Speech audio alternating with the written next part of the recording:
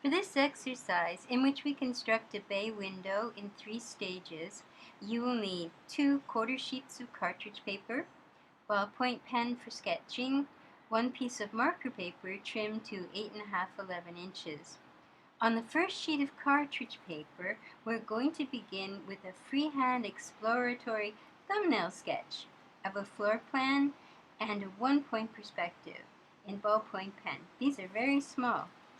On the second sheet of cartridge paper, you will be making another full-size freehand sketch based on the first little thumbnails. Now the challenge here is to see and match the angles you created and to try and match the proportions even at this larger size.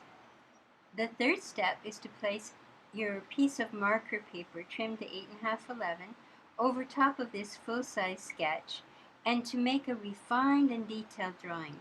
This time you will be using a straight edge like your set square or a ruler and making all your lines straight. You will also be adding detail. You can use your number 0.7 pigment liner for thicker outside lines and your thinner 0.3 for thinner inside lines, or you could use the Pentel sign pen for the outlines. That would be even better. You'll be adding texture and detail. But remember to use your outlining the same way that we used it when we drew our figures. Thicker outside lines, thinner inside lines. Remember why we're doing these little preliminaries. I'm going to make a little floor plan and a little sketch. Remember why though. We're doing it so that eventually you don't have to do it anymore. That you'll intuitively know how to just branch out and sketch what you have in your mind's eye with just fully intuitively knowing what direction your line should take and how it should look on the page before you even begin. But to get there, there's work to be done, and these little sketches are going to speed up your ability to do that. So now I do want a bay window, but I'm going to have a little sofa table in the bay window. But this is not what I want my bay window to look like. I want it to have a lovely angle. So I need to choose from this traditional square shape a little bit of distance here so that I can make an attractive angle here for my windows on this side. And there'll be a window at the back, and then the wall changes direction and goes this way. And here's my little sofa table. And on the sofa table, I'm going to have a lamp, a large lamp that will appear behind the sofa. Now, these elbows, I've got to put the thickness of the wall here. Now, these elbows will have to be solid. They're solid wall. So, but the window goes in at an angle like this. So, I'm going to put the window straight here. Then there's the elbow, then there's straight window here, and then another elbow, and straight window. I'm going to try to get them in the same place. Now, this, if you were doing this in a studio, working with colleagues, and you're just doing this quickly, you would do this very fast. But because I'm trying not to make mistakes here, I'm taking way more time than this would ever take you when you were just sorting out what it is you wish to do. So I'm using my Pentel sign pen now to block in some of these thicker parts.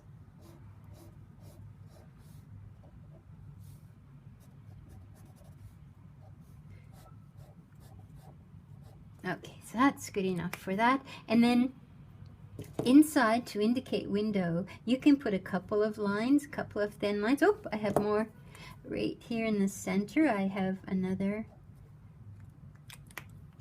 So you can put 2 lines or 1 line just to get that sorted. Okay, and now my sofa. I want it to be a 3-seater, but you've got to be careful not to make it too wide. And there are draperies here. they're false draperies. They don't actually cover this window. They're just there for, more or less, for their beauty, their color, their decorative effect.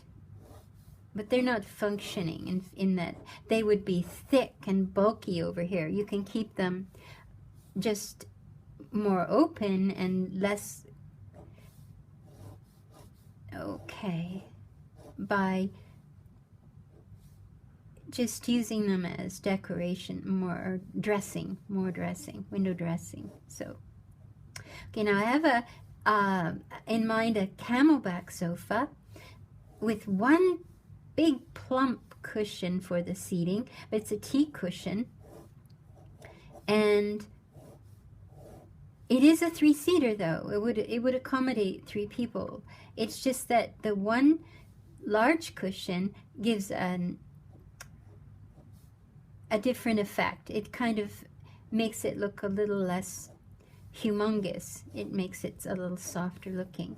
Okay, so I have now a plan, and I'm going to make that little preliminary sketch before we do our actual quick sketch. And eventually you don't ever need to do this, but you've got to start somewhere, and this is the best place to get the practice you need before you can just freehand right away.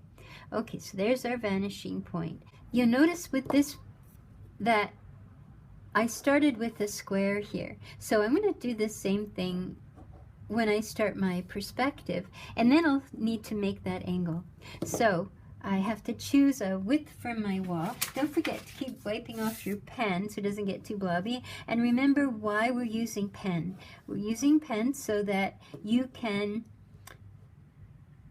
relate your last line to the next line you make to fix it. So you're not always starting over. It's there, it's a memory, it's going to guide you and help you make the next better line. So if we have maybe an 8-foot ceiling or 9-foot ceiling, we want to make a standing point of view, a standing eye level, so we put less space at the top and more space down below. And hopefully you're sketching along and you're just estimating what that should look like. Now when you bring the wall forward, because this is a standard thing to do, we need to know what that would look like coming forward. Even though our wall is going that way, this is an important thing to do, I think, and keep it just light, and it's good for aim. We are always practicing your aim and your handedness of being able to turn your paper. I can't turn my paper around, but if you can, you should do it to help. As you remember, we had that square here. We can make that square again by doing this. So this now is the depth I've chosen for here. Doesn't seem deep enough, I know, but remember, for shortening, the further back you go, the smaller this will appear to be. So it's probably just about right. And then we're going across and we'll meet up with this one. So it was important to put the whole box in just so we can compare this measure as well as anything else we're measuring. Okay, now I can choose a point. Remember, we chose that point to go over. We never put this thickness of wall in, so don't worry about that. Our drawing, our perspective, just encompasses what's inside, not the outside thickness.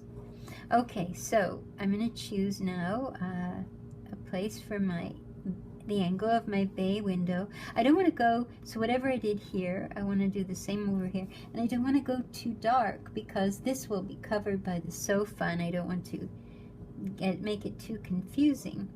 So when you go straight up,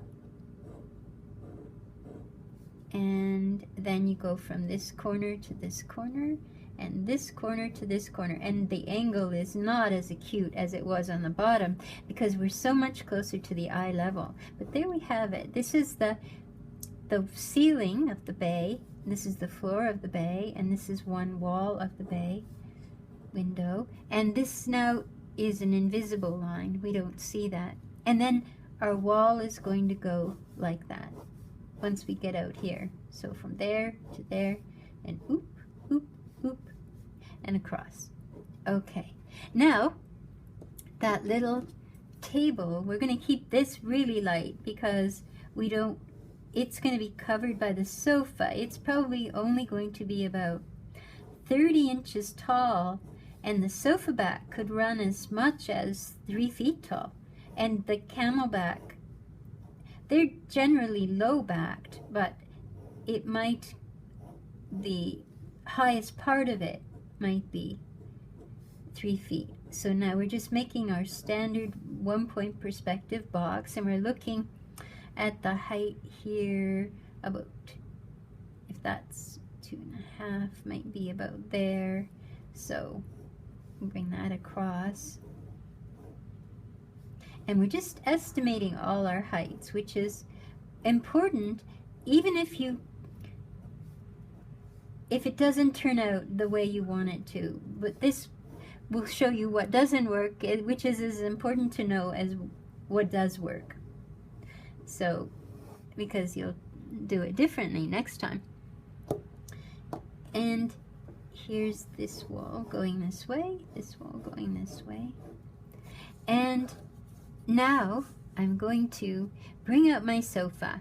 Now up here, I've had it almost lined up with this part, and I'm going to try that, but I am also thinking, is it going to be too wide? I think it's going to be too wide, so I'm going to go a little more narrow. And when I transfer all of this to marker paper to render it, my floor plan and my sketch, I would just alter my floor plan to match what I've chosen for my, see, this is going to go a little bit, what I've chosen for my perspective. I just change that. Now this isn't quite the same, so I'm going to bring this over. So this is our preparatory sketch before we do our actual sketch. I know it seems a little of a strange thing to do, but it's as I mentioned, it's really the best way to no longer need to do it, is to do more of it. So now I might have come a little too far forward, so I'm going to cut a little of that off. So you're just thinking about this in terms of, and I think that's still maybe too wide, so I might now try doing it a little narrower. You have to think about it and see, because it doesn't look like I have enough depth here, so there's several factors that go into it. Let's maybe make that a little bit narrower. And here's this. Bring that forward. That feels better, that box. Now in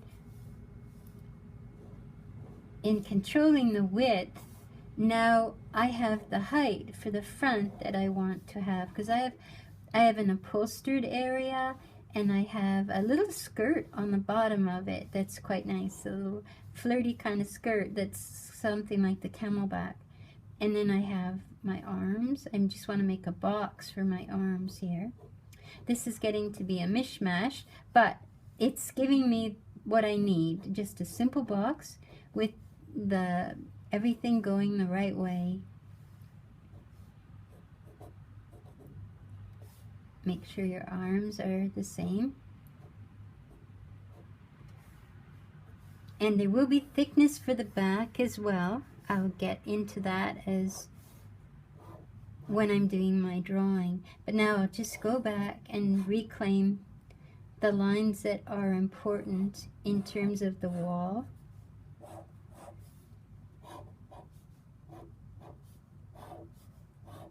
And this is my Papermate flare that's giving me this. And then my lamp, I think I'm going to have it be a little bit above eye level and be substantial but airy. It's going to have, you'll be able to see through that. I cleaned up my messy sketch a little bit to make it a little easier for me to see the bare bones of what it is I want to draw now. If I want to encompass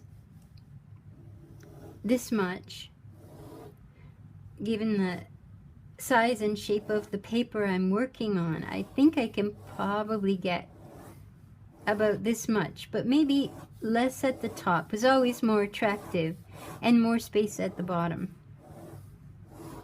You'll notice that when you see a painting with a mat on it, that there's usually more depth down here. It gives your eye a place to invite you in. So okay, so now I've got this in front of me. I can start, so I know approximately where I want the sofa to end, somewhere down here.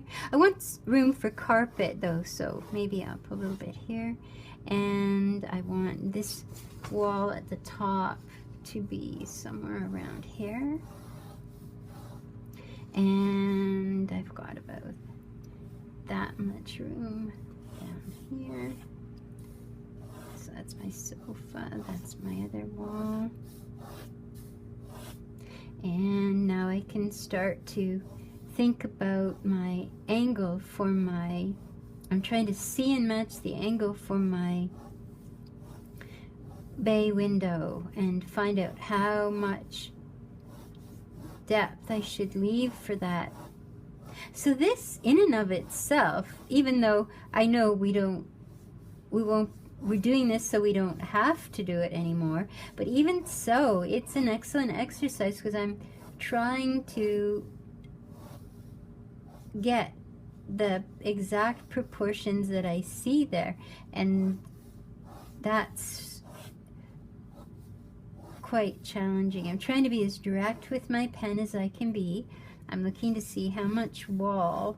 So now in doing that, in placing the bottom of my sofa, the top of my ceiling, and how much space I have on either side for my wall to go, I've got a beginning now. And now I'm looking at how much depth for the window in relation to the sofa, and how much seat for the sofa, and the back for the sofa, and my light. So this little sketch is really, although it's nasty looking, that little sketch is pretty nasty looking, it's giving me everything I need. And of course, if you were drawing it from imagination, freehand, which is our goal, you wouldn't be comparing like this. You just know what to do. But that would be a very different experience. But to get there, you have to cover miles and miles of paper this way. Okay, so now I can have a look at I'm getting the angles for my lines from this little sketch. I got those angles from my little sketch. My comparative measure from how big is this in relation to that, I got that from my little sketch. So, and I'm just working my way around, and all of these little lines, I know we like to keep our drawings very clean, but all of these little lines are giving my drawing some energy. They're gestures, and everything has a gesture. Even furniture has a gesture. So it has a rhythm and a gesture. So it's contributing as well to this. Making sure your arms line up. They have to line up. And then I can build my details on my basic drawing. But this is going much more quickly than if I just started out on the page.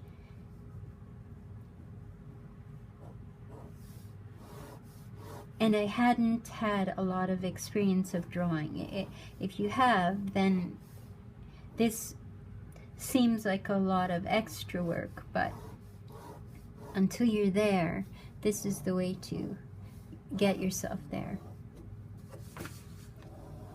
Okay, and it has these, my sofa has these little flirty legs, so I'm going to put those. Remember, they usually don't go all the way out to the edge, so you have a little bit of edge there. And I have my camelback, as I was mentioning, so it's quite, there's my tea cushion, and the cushion is plump, so it's going to, and I should stop scraping at this now and start using my other pen, but I just want to make sure everything lines up. So this wall goes this way. This is drapery here. There's a panel that comes across. Molding. I want molding up here that comes straight across the whole bay. I'm treating the bay as one window. And then there's a little bit of wall here, so it picks up the color of the wall in the rest of the room. And this now is drapery. Drapery that folds over. This is drapery.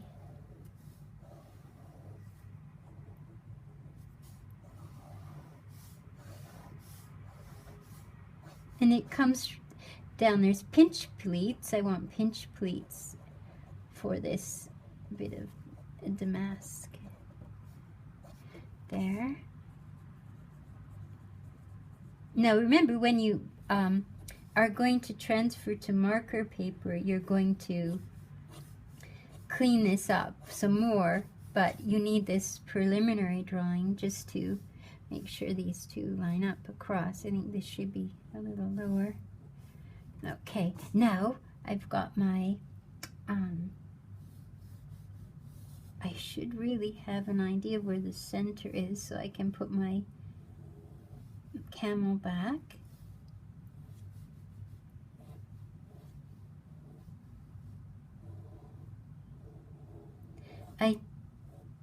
You might find too that you scrape less when you're using your Pentel sign pen, your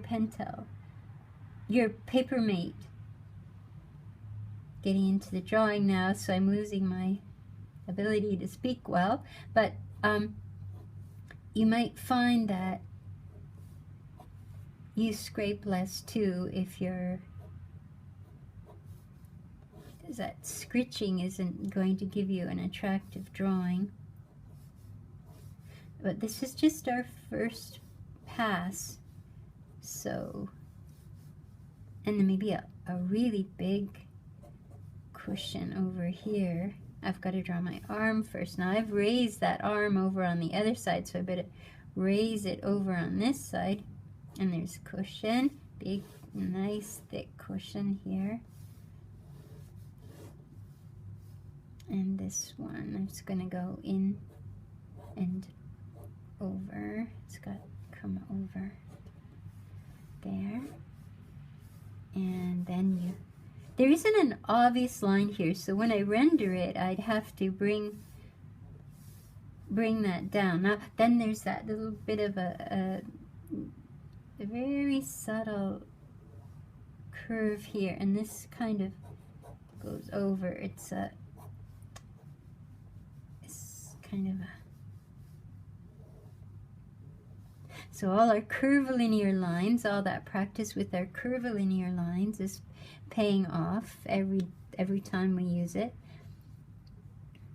So, and then I want to get some planking in because it's going to have a nice dark hardwood floor.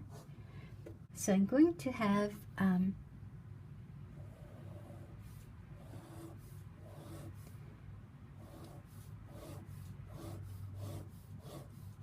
these wood blinds that are going to go across here, and I have in the middle, I have this to put, and I have it over here, and this turns, and these go this way, they unroll this way.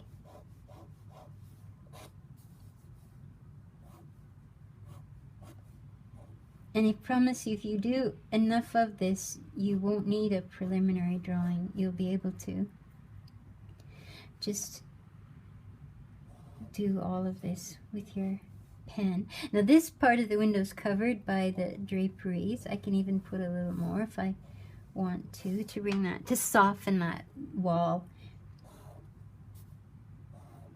And these are leaded windows.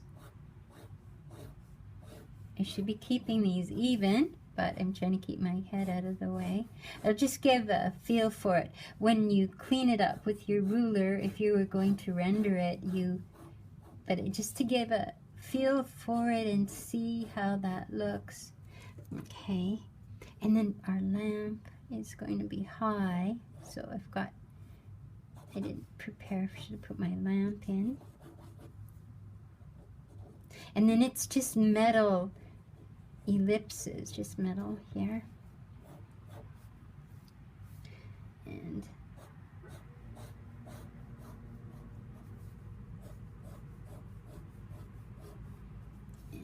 just to get a feel for how this looks. And if you just did it as a quick sketch, you can do it just that loosely. If you have a pattern in your carpet, remember where your center is, and you have to find something that's going to work across all of them. Remember, if it's in any way an identifiable pattern with an identifiable shape, you have to make it flat the way our ellipses are. If you don't, then it won't look, it will sit up on the floor, and we don't want it sitting up. We want it to lie down in space.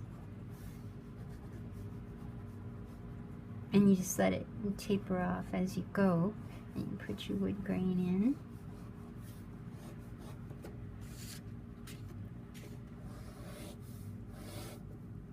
Okay.